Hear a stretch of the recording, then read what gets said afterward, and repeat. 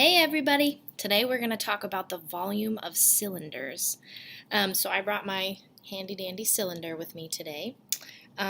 Cylinder, remember, is something that has a circle base and then, two circle bases. One, two. And then, obviously, the sides. Sort of one big side. Okay, so when we talk about volume, we're talking about the amount of space inside this 3D shape. So in other words, how much water could I fit in there, or something like that. And in order to find that, we are going to use, there is a volume formula, but it's very connected to the area formula of the circle. So I want to mention that. Okay. So if you notice, the volume formula for a circle is very close to the area formula circle. It just has one extra thing. So if you look at this cylinder, okay, we're going to say, okay, so what would the area of the base be?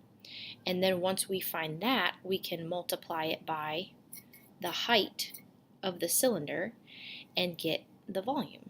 Because however much area the base would have, if we do that, if we use that area as many times over as the height is, right, then that would give us the total volume of the cylinder. So, and this is actually true of all prisms. So when you're looking at a prism, I think I have a prism over here. Hold on.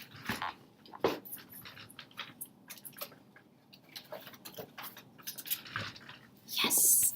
Anytime you have a prism, right, this is the things with two bases that are the same and then rectangle sides. If you find the area of this base right here and then you multiply it by the height, you get the volume of the prism. Okay, so that's true of any of these kind of 3D shapes. A cylinder doesn't count as a prism. It just isn't classified like that, but the volume works the same. So if you find the area of the base and then multiply it by how tall it is, you get the volume. Okay? So I just wanted to go over that before we started. Now, let's talk about how we actually do this volume thing. Okay, hold on. I'm pulling up some problems on IXL because that's going to be your homework for today. Okay. So, the IXL asks, what's the volume? It uses 3.14 for pi, and I'm going to let you use calculators on this, but just make sure you're calculating carefully, okay? So here's my volume formula. There's pi, and it tells me that the radius is 6 and the height is 8. Okay? Now, it doesn't exactly say r equals 6 and h equals 8 on the problem. It has a drawing of a cylinder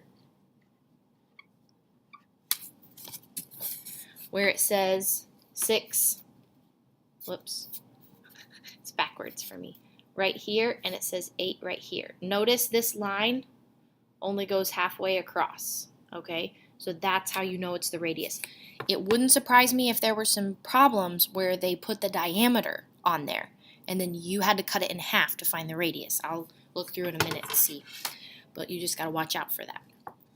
Okay, so I'm going to replace in my volume formula the r with a 6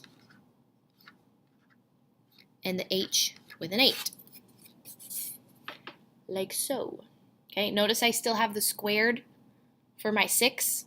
So I could type that in my calculator, pi, or 3.14, right, because we're using 3.14, times 6 times 6 times 8. And that would give me the answer that I need for this problem. I forgot to bring a calculator. Hold on.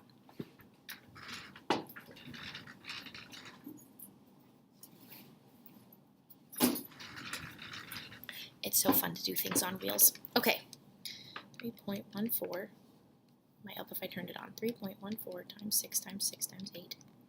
Okay, so I got 904.32.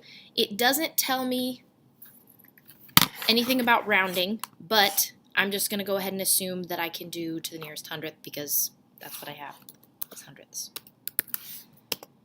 Okay, and it says super, and look at that. The very next problem that comes up is a problem where they give me the diameter.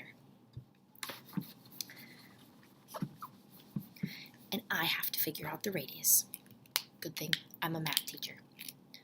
Okay, so this one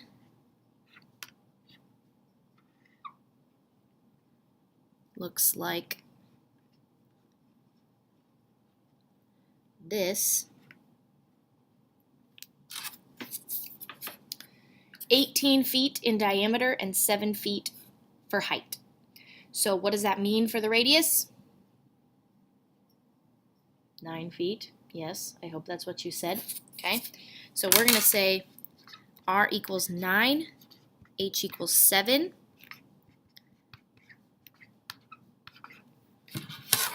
And the volume formula is still pi r squared h. So I'm going to put, I'm going to replace the r with a 9 and the h with a 7, and then plug it into my calculator.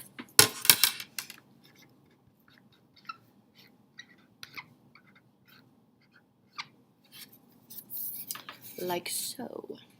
Okay, so 3.14 times 9 times 9 times 7.